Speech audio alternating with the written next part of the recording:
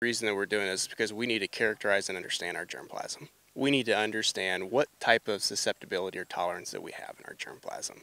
Do we have good? Do we have bad? Do we have average? And then we start making those improvements through breeding.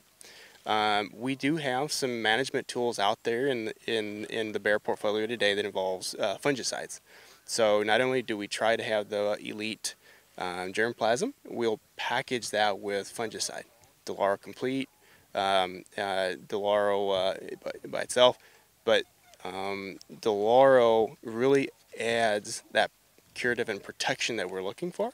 And so if we can be out there scouting in the early season, understanding kind of what the environment looks like, what the inoculum load looks like, we start to paint a picture of what our risk may be for Tarspot, whether it's going to blow up or it's not going to blow up. From there, growers have the option to put on an application, and really that's how we protect our investment, is through the application of Delaro Complete.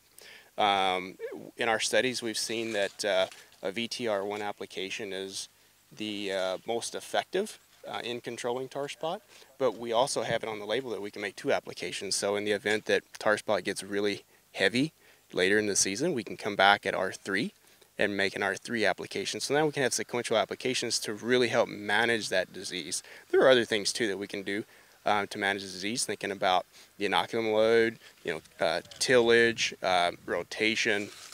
Some of those cultural type of practices can be done as well, and we can make a holistic type of system to manage the disease. We've got, we've been able to, in addition, we've been able to propagate this in controlled environments, so greenhouses. That allows us to really amplify and accelerate the genetic screening, the germplasm screening in a greenhouse. So we can do this 365 days a year, every week of the month, and so basically what we have the ability to do is understand, even in the early pipeline, our susceptibility or tolerance risk, and then we can pair that with what we're actually seeing in the field.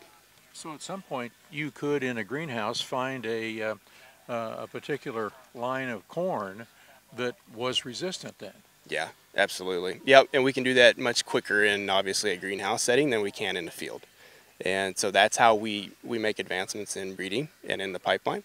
And that's how we accelerate some of the novel findings. Maybe it's a particular marker or a particular genetic component that we need to accelerate. And if we can identify that in the greenhouse, that's an extremely effective way of really bringing tolerance into the broader Bayer pipeline.